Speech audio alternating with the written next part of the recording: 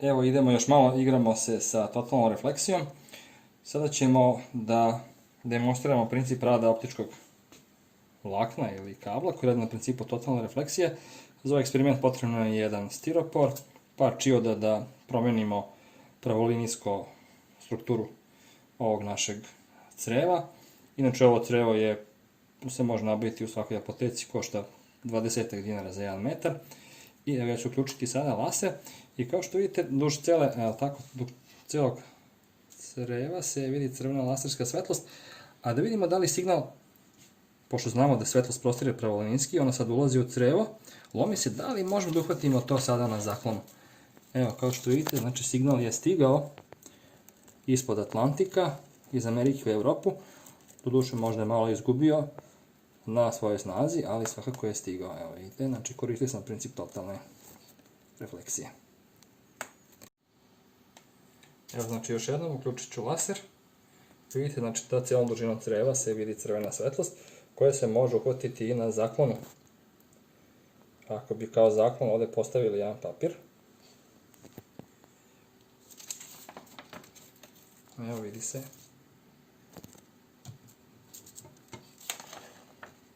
Znači mora sa ove strane da se vidi. Znači na zaklonu se vidi crvena mrlja.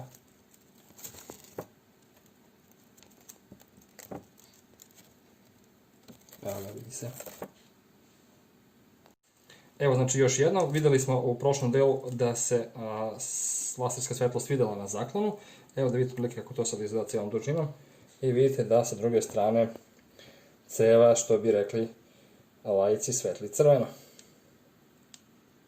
Zarobili smo laserski zrak u našem crevu, koristeći princip totalne refleksije. Evo i dalje se igramo sa zarobljavanjem zraka. I vidite kako svetli crveno, čak i kraj creva svetli crveno. Evo sad ćemo da damo malo drugu boju.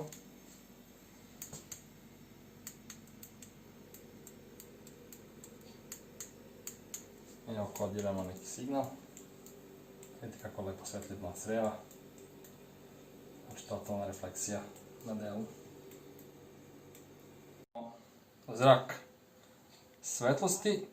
Ovog puta ćemo iskoristiti jednu flašu koju smo probušili jednom širom iglom otprilike na trećini visine i probat ćemo sada da postavimo laser tačno u pravcu mlaza i da vidimo znači da li, evo vidite kako svetli mlaz svetlosti, crveno znači totalna refleksija na delu.